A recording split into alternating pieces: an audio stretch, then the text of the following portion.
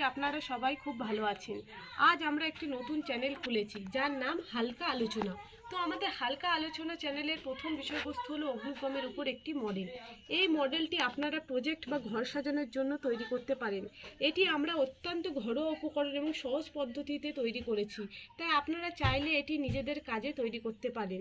তো চলো আমরা দেখে নিই এই অগ্নিকম তৈরির জন্য কী কী উপকরণ লাগে।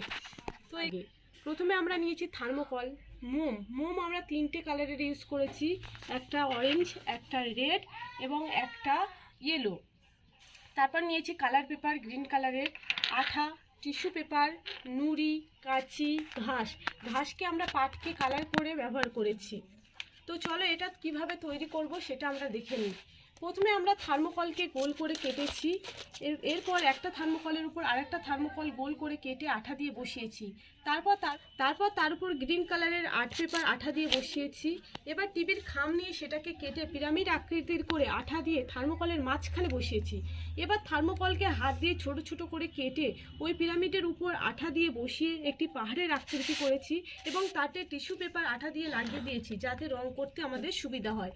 রং করার পর আমরা মোমবাতিকে গলিয়ে নিয়ে পিরামিডের মাথার দিক দিয়ে আস্তে আস্তে ঢেলে দিয়েছি। তো দেখতেই পাচ্ছেন মোমগুলো কি সুন্দর লাভার মতো ছড়িয়ে আছে। সবশেষে আমরা গ্রিন কালারের আর্ট পেপারকে ছোট ছোট গাছ বানিয়ে সাদা নুড়ি পাথর এবং ঘাস দিয়ে মডেলটাকে সাজিয়ে নিয়েছি। তো এই হলো আজ আমাদের চ্যানেলের প্রথম ভিডিও।